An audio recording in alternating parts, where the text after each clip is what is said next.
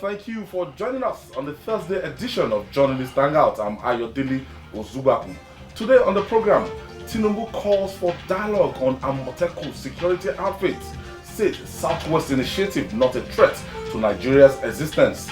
North Central governors resolve to collaborate on community policing to tackle insecurity. And later on the show, NNPC says refineries posted 123.3 billion naira loss in 10 months. I'll be hanging out with Babajide Kolade-Otitoju and Dotun Oladapo. So if you're ready, let the hangout start now.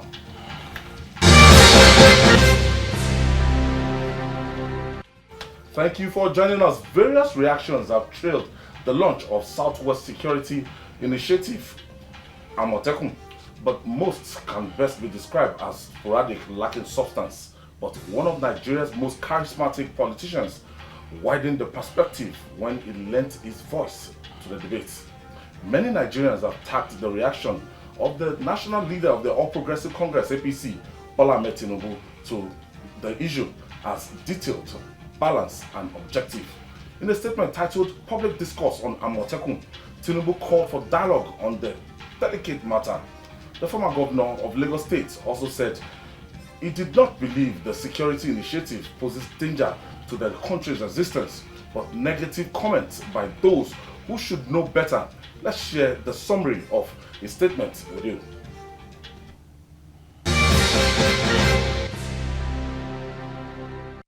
Asiwaju Bola Tinubu says the public discourse over Amotekun has been turned into a political tug-of-war, fueled by more subjective talking than objective thinking. According to him, most of those in favor of and opposed to Amotekun are equally ignorant of its provisions. He added, quote, "Too much energy has been spent distorting this issue instead of seeking a resolution that supports local enhancement of security while keeping the constitution intact."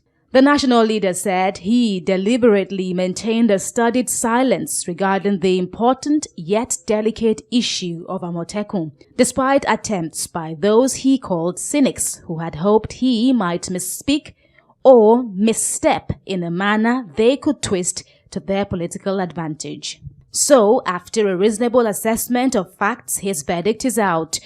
The APC leader says Amotekun is similar to the neighborhood watch he launched when he was governor of Lagos State, which even the overreaching Obasanjo government didn't contend against. Though Amotekun doesn't appear to insult the constitution, he says there are some aspects that seem to undermine rather than enhance its main function of information gathering. According to him, since the federal government now emphasizes grassroots policing, Amotekun should have focused on grassroots local organization at the state level without a regional command hierarchy. On the issue of consultations, he says the failure to include the Office of the Attorney General in these discussions is an unfortunate omission the governors should seek to remedy. In his words, though the use of uniforms and brightly colored vehicles may not be the best ideas, but they do not render Amotekun a defense agency or paramilitary group, as declared by the AGF. Lastly, he says the fabric of the republic hasn't been put at stake by Amotekun. However, those claiming that the federal government seeks to terribly suppress the Southwest have also lost their compass. Those who occupy these two extremes have sunken into the dark recesses of fear and political paranoia that can undo a nation if such sentiments are allowed to gestate. Amotekun is the creation of these 6 states, the governors of the Southwest coming together, and by the time the controversy started, Babajide, it was like everybody was waiting for what Bola Tinubu would say. Yes. Everybody started calling out that Tinubu should say something, Asiwaju should say something, he should say something, he should say something. And he stated it in his press release that he deliberately took his time to study the situation. And when he came out, did this press statement live up to your expectation? Oh, it's more than lived up to expectation. I respect Asiwaju Bola Ahmed Tinubu so much. I think that in today's Nigeria, his stature continues to enlarge. And it is apparent that when you reach a level in your political career, everyone would want to find out what you think of an idea. Awolowo was in this kind of situation, and I remember when Awolowo had his last birthday, IBB described him as the factor in Nigerian politics. The factor in Nigerian politics, meaning that the politics of Nigeria revolved around him, around whatever he said, around whatever he did. Tinubu is assuming that level now. Yes, he is both a political leader and a cultural leader. I describe him as a cultural leader because if you ask now, who is the leader of the Yorubas, more people will point in his direction. Yet he's a political leader. Awo was also like that. He was both a political leader and a cultural leader, a leader of his people, including those of them who are political. So it's understandable that people wanted to know where he stood. And even people that said he's not relevant in politics again, they were calling Asiwaju, calling Asiwaju. What do you think? What I want to advise Asiwaju that having attained this status, he should not mismanage it. He has to find a delicate balance between making the supporters of his party happy and making people who do not belong to any political party happy, or who do not belong to even his own political party. Remember what the former governor of Ekiti did. The interview, the press, the press conference that he had, where he said, "Look, what if anybody tries to humiliate Tinubu, that person should expect that the Yorubas will fight back." Remember? Yeah, that press conference. Yes. You know, yes, they were in different parties. Fayose, remains a big critic of Tinubu's party. But he said that emphatically. Remember also what Shehu Sani said, that it was important to go and reconcile with Bola Ahmed Tinubu ahead of the election. Because it looked at that time that it was being, that some people were trying to diminish him within the APC. So right now, he has assumed that status. And it's the status that he must not mismanage. The truth is, God has placed him where he is now, where whatever he does, whatever he says, will carry so much traction. Look, a lot of people have not read all of this speech. A lot of people are lazy, they are not prepared to read anything that is long. Some of what we have seen on social media will suggest that Tinubu was so one-sided, that he was siding with the federal government, that he was siding with the Attorney General. But we have seen clearly that he apportioned blame to the Attorney General. That rather than go to town on a matter this delicate. You can quote it. Yes, he said, not the Attorney General acted hastily. Yes, in rendering a public statement that was more inaccurate than it should have been. Amotekun was never proposed as a defense agency. The Attorney General erred in using this description. So he said, believing the governors had crossed the line, the Attorney General should have reached out to them before going public. You know, he should have reached out to them. That's the point that he made. So to those who fail and those who are abusing him, saying that that he was trying to protect his political future because that he sided with the other side, I mean, it's ridiculous. Because you could see clearly that as a former governor, he knew why these governors had to do what they did. And he explained that while he was governor of Lagos, he too came up with a similar idea. Several. That no governor will sit idly and watch his people being killed and not attempt to do something, except an irresponsible governor. Only an irresponsible governor will do that. So he validated Amotekun he made it clear that Amotekun is necessary. He also said that procedural flaws and lack of clarity in his framework must not be allowed to diminish the value of Amotekun. That means they should go back to the drawing board with the Attorney General. This thing is, those ones can be remedied. Those anomalies can be remedied. That's the point that he's making. There was no time that I said, no, this Amotekun is not good. This Amotekun is bad. No. You see, one thing that people must understand about Asiwaju Bola Tinubu is that before he takes a decision, he also gauges the mood of the people.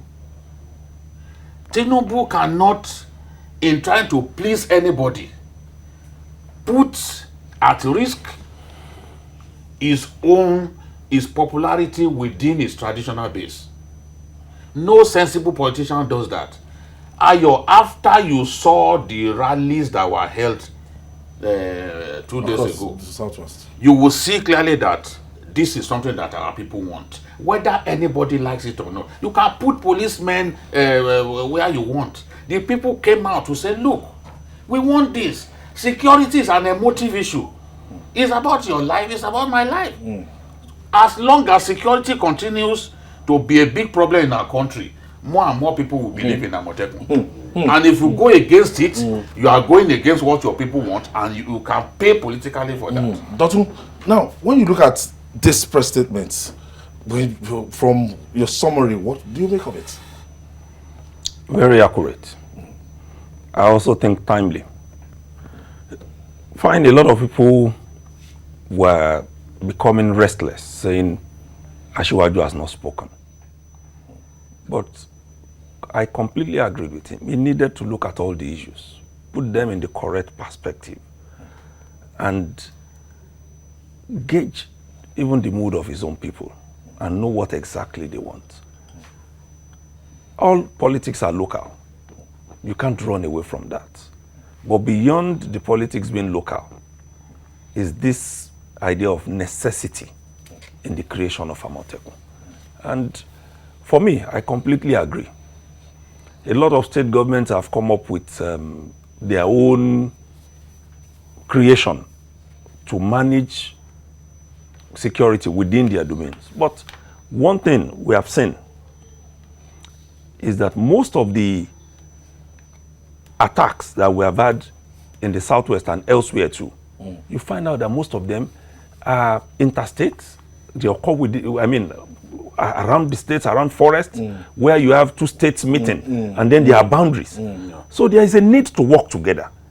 And that basically is what these states are doing. I'm sure everyone is aware that the North Central is also meeting and talking.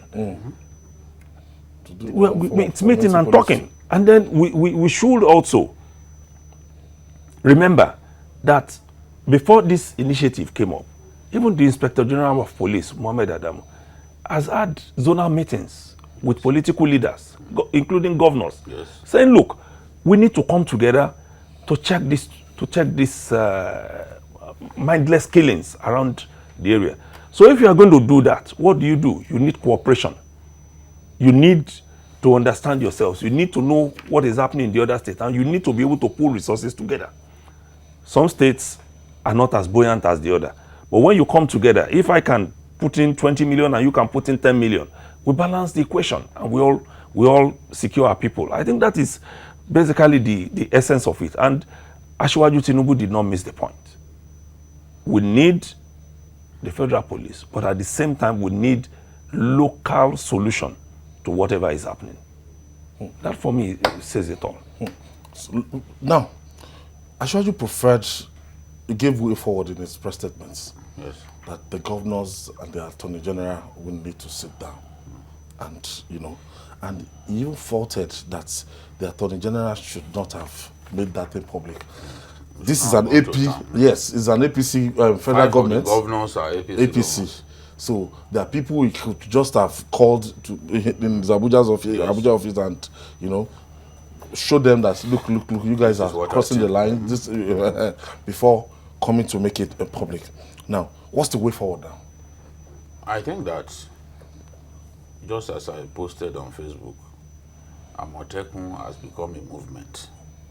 I've seen people now who are saying, look, my middle name from today is Amotekun. Amotekun has assumed the life of June 12th. A movement, an idea that nobody can do anything about. Nobody can do it. Has come to stay. Nobody can do anything about it. And the federal government should not resort to self-help in this matter. But quoting people like Junaid Mohammed. I don't talk about people like Junaid Mohammed, people like Balarabe Musa, especially when they say things that are nonsensical. No. Because the truth is, you do not know what their intentions are. I don't talk about that fellow from Mietiala Kautakori, because he's an insignificant person. Nigerians sometimes we try to make people who are insignificant smell like roses. We make them feel important. These are people who cannot win an election within their homestead, their own houses. Insignificant people. You made them feel important. I don't like to talk about such people. Especially people whose utterances are not meant to unite us as a people. People's utterances are meant to divide us as a people. I have no regard for them. I don't like to talk about them, except simply to abuse them. And I don't want to abuse somebody as old as Balarabe Musa. You know? Because some of the statements that they have made are not statements that I should dignify with my comments in public. Let's talk about people who believe in the Nigerian project. People who believe that we should be more united than we are. People who believe that integration is something that we should take seriously in our country. Let's talk about those people. Let's not talk about the best of passage. Because for these people, I do not think that they believe in the Nigerian project. Your utterances, look, when you are talking about Mietiala, we have Nora Mohammed. Nora Mohammed will never talk like this. We have bright people who belong to Mietiala. Yeah. I've invited them, I've organized a security summit, I've interfaced with them. I know them, bright people. Some of them lecturers in the universities. I don't talk about people who are urchins and they just put the camera before them and then they just start talking like they cannot control themselves. No, let me not talk about such people, because it will even diminish me to talk about such people. So leave them alone. Whatever they say, leave them. The statement that Tinubu issued, did you hear him issuing threats? Did you hear him abusing people? Did you hear him using derogatory language about other people?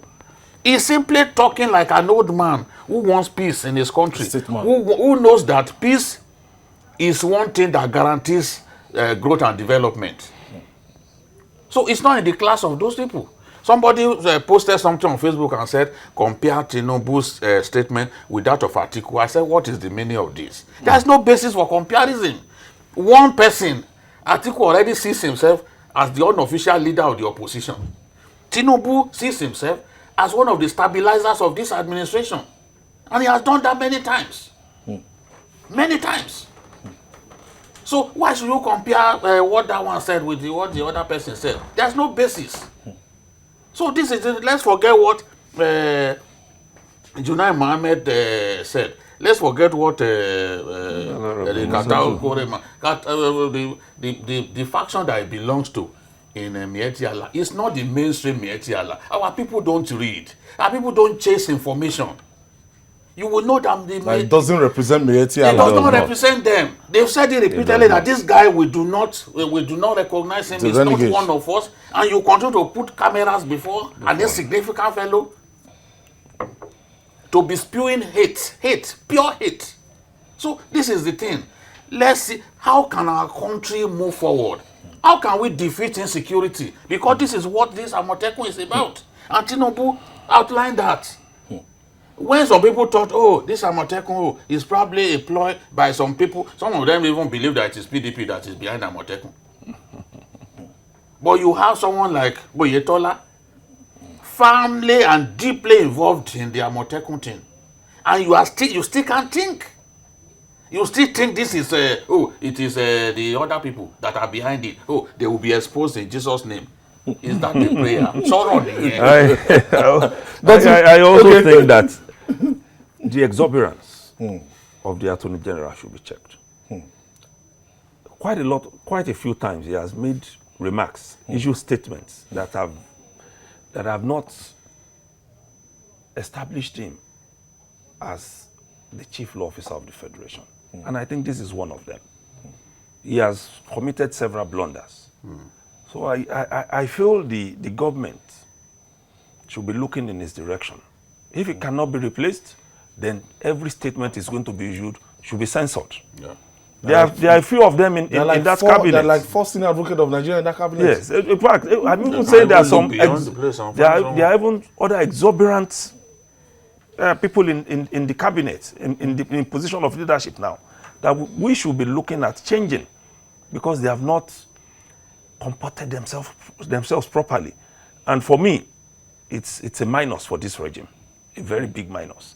So I think going forward, we should, like Asiwaju Tinubu said, sit down and dialogue on this. Are these people another army? The Amotekun force? Are they Asiwaju said it, that another they are meant policeman? to complement the police. They are not. That's what they are meant to complement the police. If you look at it, we've always had this other layer of security in Yoruba land, the hunters and all the rest.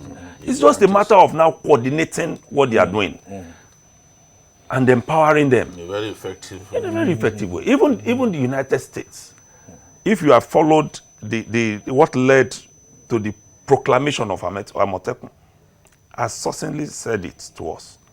You need more than the federal police. There have been some underground meetings before then in which some of us were involved and were privileged to attend, where these issues were marshaled.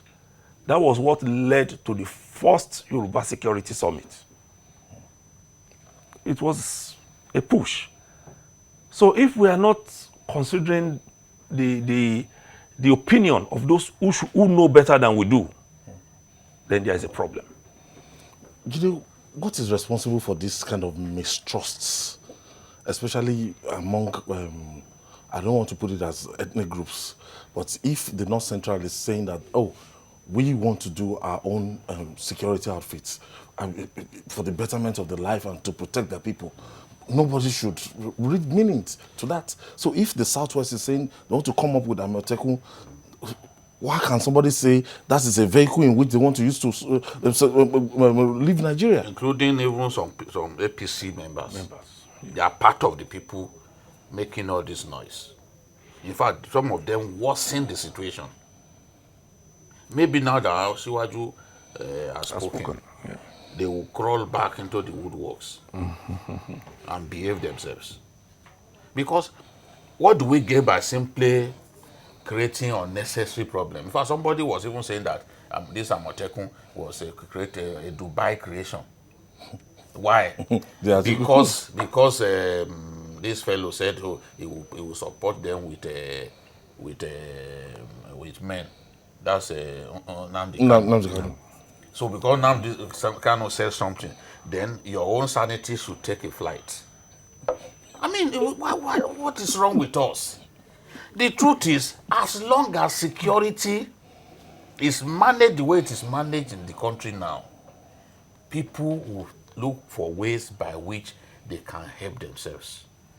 And it's bearing fruits in many places. Let me tell you, before the creation of civilian JTF, within Maiduguri metropolis, if you abuse Boko Haram, they will come to your house to kill you.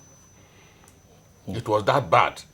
Civilian JTF, those boys flushed out Boko Haram elements from inside Maiduguri town. It was a house-to-house thing because they knew them.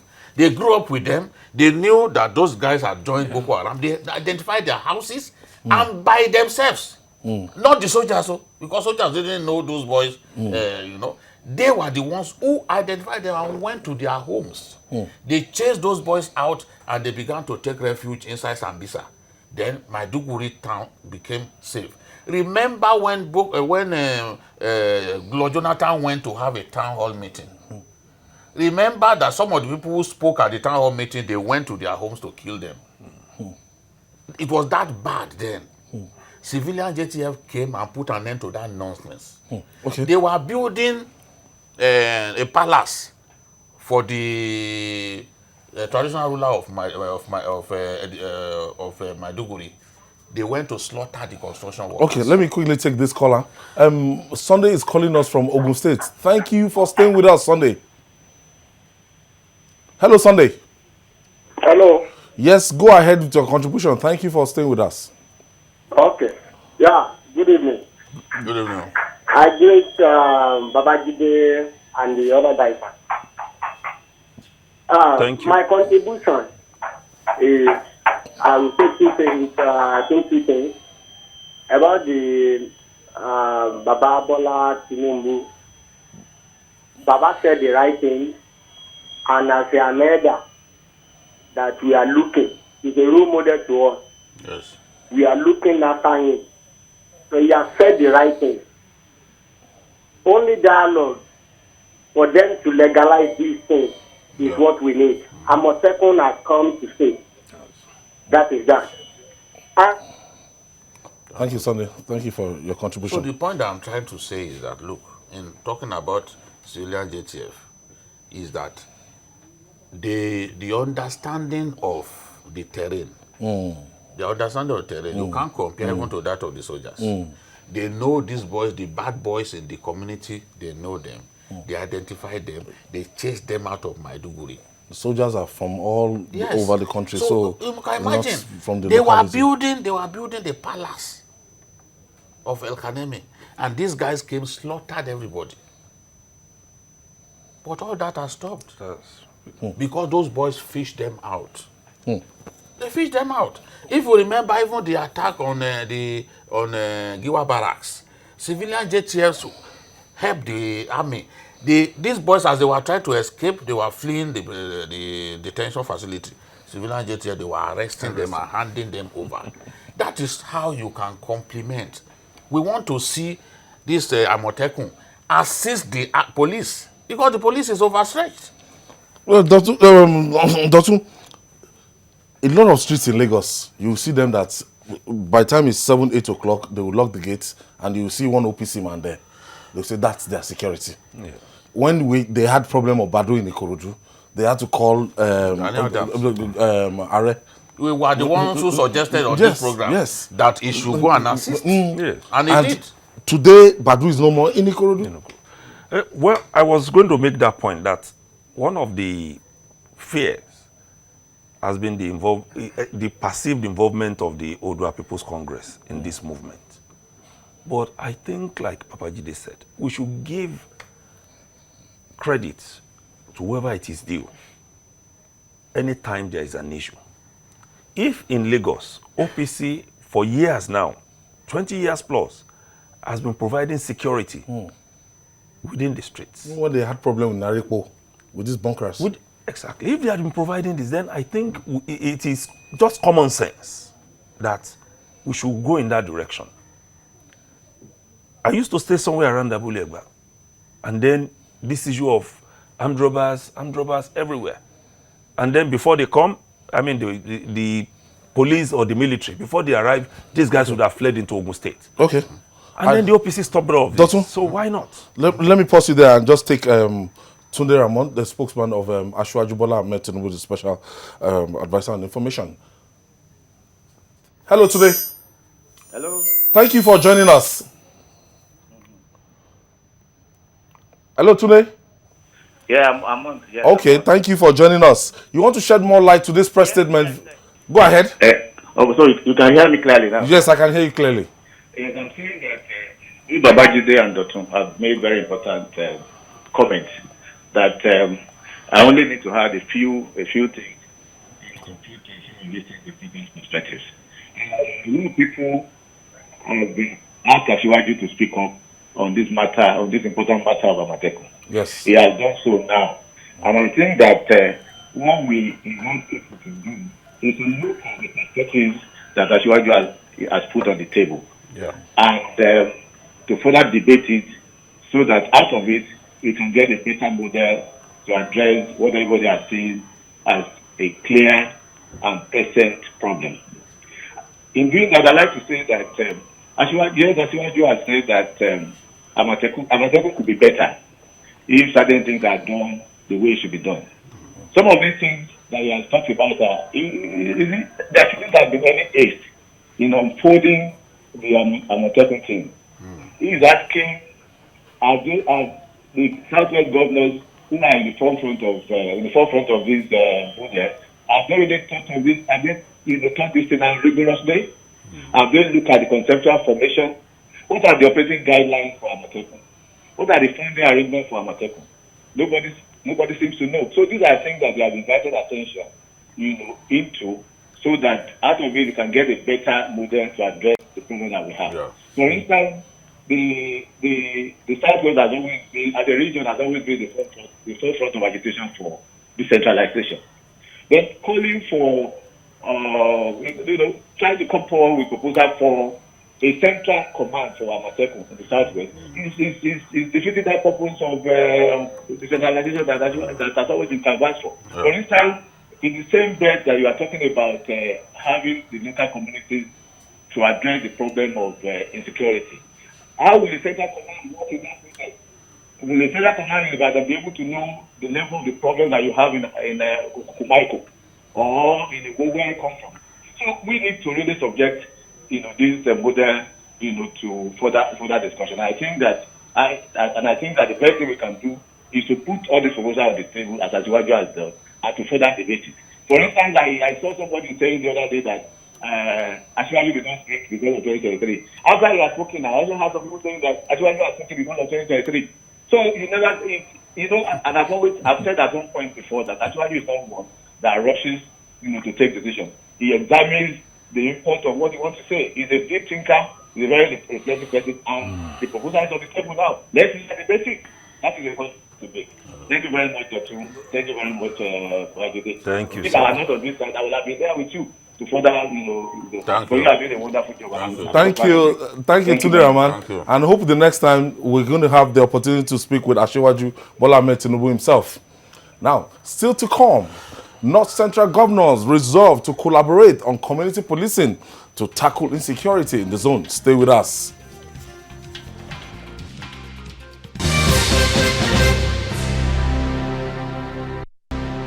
If you're just joining us, you're still on to your multi-award winning program, Journalist Hangouts. We're reaching you live from our headquarters here in Lagos, Nigeria.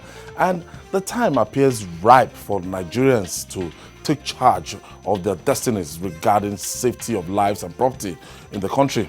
As the Amotekun controversy rages on, governors from the 6 North Central states of Nigeria have resolved to collaborate for effective community policing to tackle security challenges in that zone. At a security summit in Lafia, Nasarawa State capital, governors agreed to provide improved capacity for security agencies in their states to support the community policing strategy of the federal government. Let's share the story with you.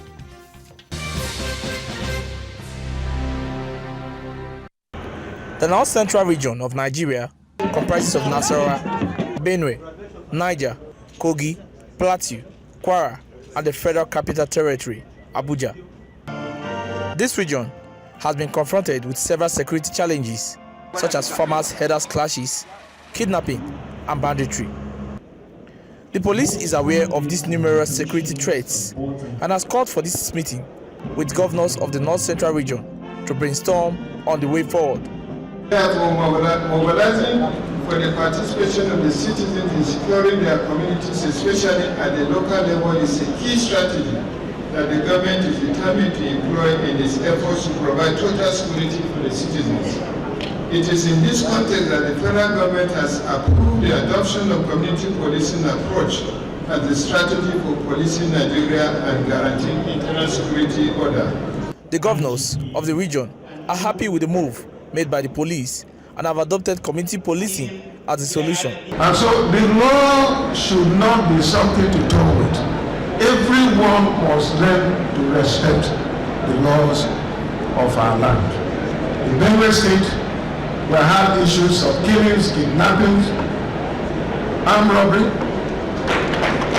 What we practiced was not different from what the Inspector General of Police is advocating for today, which is purely community policing.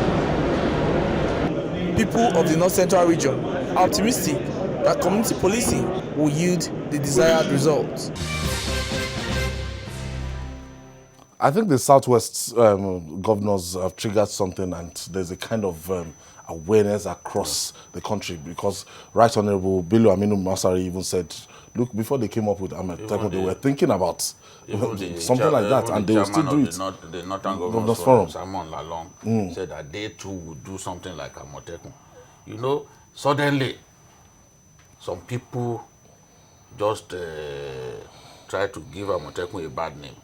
When those who should know had begun to praise it, Lalong has said, because the launch was successful, we are going to do something like this. Masari too, thinking that they should do something like this. That state is so challenged. Katsina, Zamfara, they need something like that. Yes. Now, the truth is, there is no IG since 1999 who has not talked about the need for community policing. And this IG especially has been moving from zone to zone.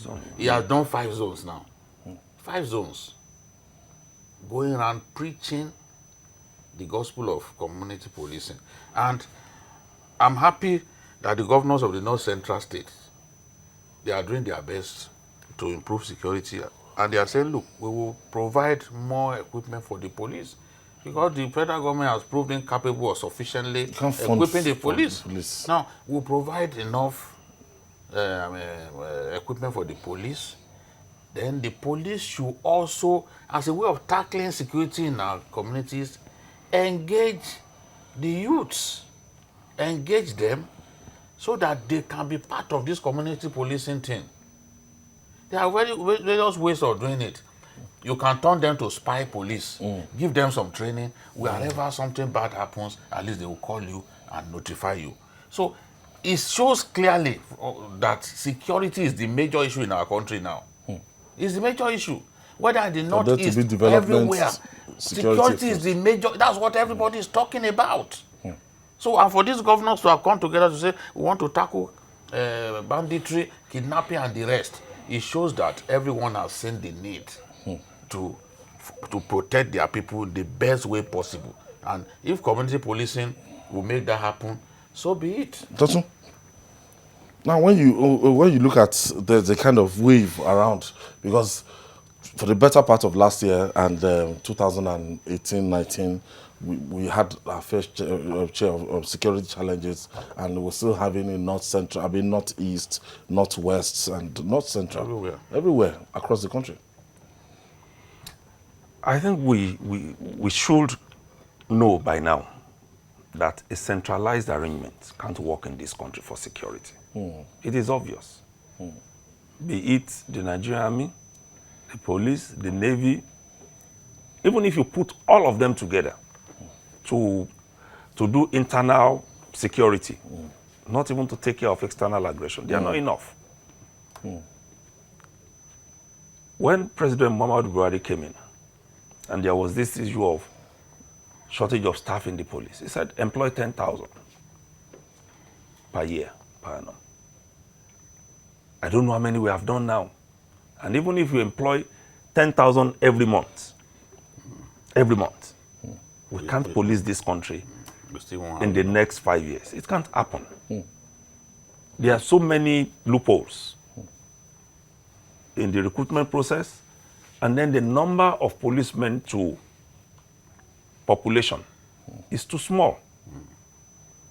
And out of this small population, you have those who are themselves armed robbers. You have the likes of e-money in that same system.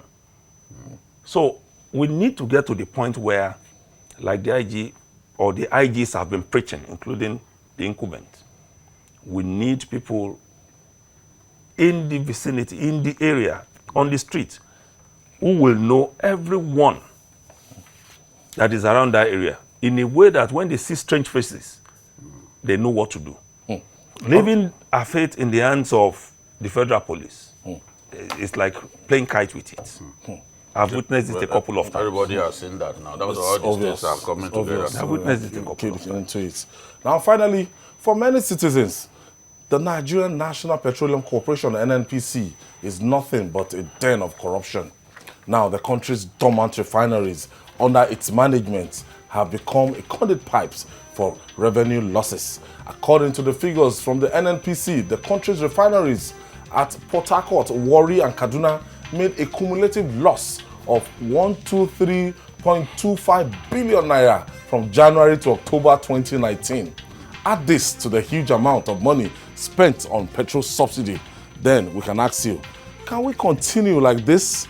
I never even knew that these refineries are still working, functioning. I've moved past my mindset. I've moved past Warri, Port Harcourt, and Kaduna refineries, and you still hear of them carrying out turnaround maintenance. What I've gotten to hear when I was a young man was still carrying out turnaround maintenance in these moribund projects. The truth is, it's shameful. The kind of facts that we now have. Kaduna Refinery and Petrochemical Company made a profit of 6.23 and lost 55.59. Sorry? 6.23 billion. Yes. And lost 55.59 billion. This is Port Harcourt scandalous. Refinery made 3.46 billion and lost 40.16 billion. This is scandalous. So, Warri had the highest revenue at 59 billion. But recorded a loss of 96.32 billion. So, what are those refineries for? Because all these ones, the expenses, at the end of the day, the expenses outweigh the income. So it's ridiculous that we are in this kind of state. And how can you make 3.4 billion naira and at the end of the day the loss of 55 billion? I think we should also begin to look at the basic facts of how these places are run. Number one, I know of every company should have a staff strength list that should be looking at where you are not producing optimally, you need to reduce. But we have unions that will tell you that you can't retrench. And that it's only, I think it's only in Nigeria that I think this issue comes up.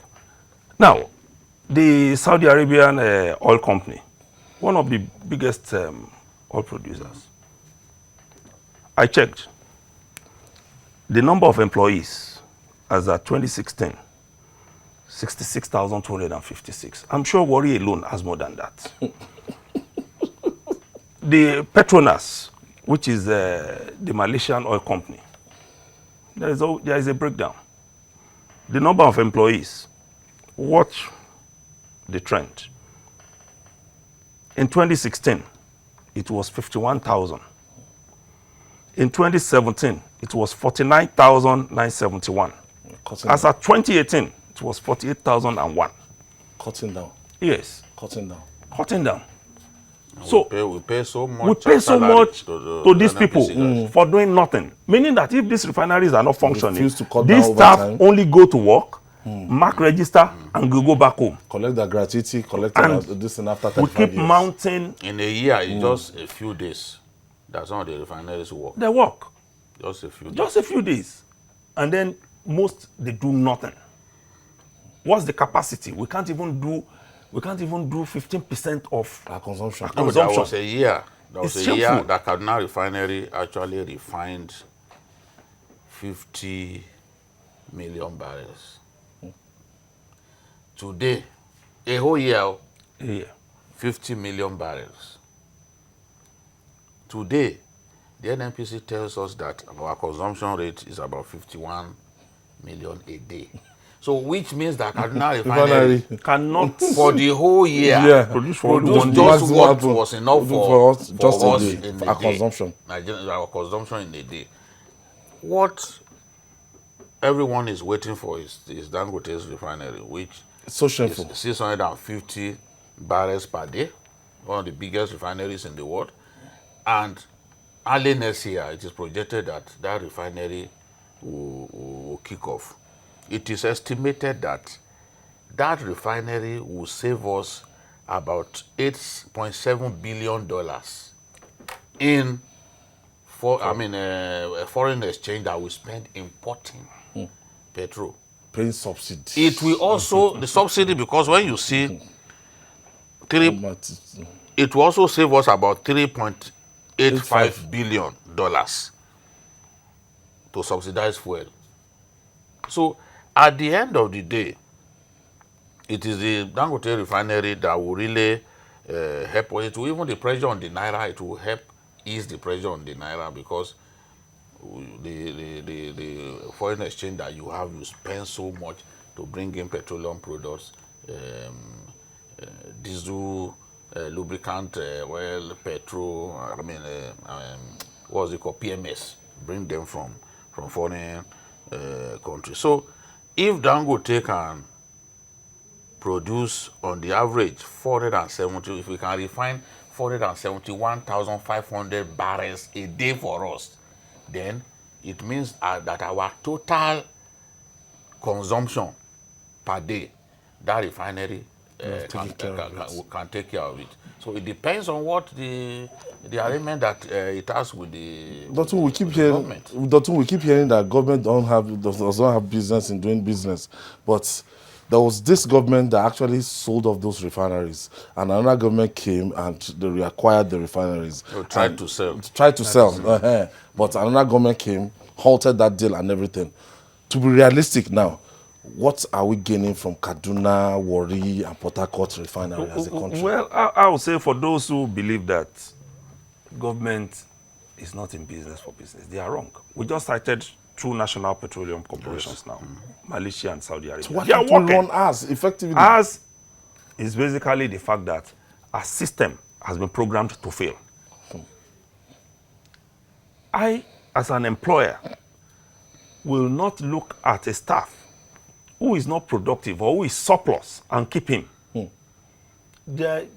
What we are banking on, as per the Dangote refinery, will not stop the losses we are incurring on these refineries. It won't. The only thing that will now be getting... No, they will abandon them now. No, if these ones can provide all that you need. They will still want to be doing environment maintenance. We know that government will not abandon them. This staff on the payroll will still be collecting. They will still be mutilating that place and be doing whatever they need to do there. You know what I suggested some time ago? Maybe, I don't know if you were the one anchoring. When El-Rufai said that they should set up a new oil company. Yes, I remember. And I said, if we dismiss all of them and set up a new one, is it not Nigerians that will work there? It is still the same people from NNPC, because that is a sector where you require some skills and expertise. Exactly. They are the same guys who will go and work in the new oil company. So I then suggested that, why don't you make it a public-private company, like Petrobras in Brazil? Because if we change, if the ownership structure changes and it's now partly owned by government and individuals, it will be more efficiently run. It will be run as a profitable company. Dotun? I agree with you, but I also think that we should begin to look at a situation where the multinational oil companies can enter into deals with us to say, look, we've had enough of you taking out our crude. Can we begin to look at you refining in our country? If we leave NNPC... No, with the refineries that are moribund. No, not these ones that are moribund. They are going to establish their own. We should begin to look in that direction. We may not be able to... wondering what we should do with this one. No, we should just leave it to rot away. Because the way it is, you can't... Okay, well, now that we have not... wanted to buy... the capacity. They should have sold it to Wando. Now that we have not left it to rot, we are recording losses. So why don't we just leave it to The raw? figures are not smiling at all. Look You at made 3.4 billion. how much have we spent on Ajabuta? And we are still there. I want to thank you. I want to thank you, Dotun Oladapo. Thank you for your insightful analysis. And BKO, thank you. And that's our offering. Join us again tomorrow for another episode of the program. And what journalists hang out on our platforms showing on the screen. We're on YouTube, youtube.com/TVC News Nigeria. Our feedback channel is Journalist Hangout at tvcnews.tv. I'm Ayodele Uzubaku. Bye for now, and God bless Nigeria.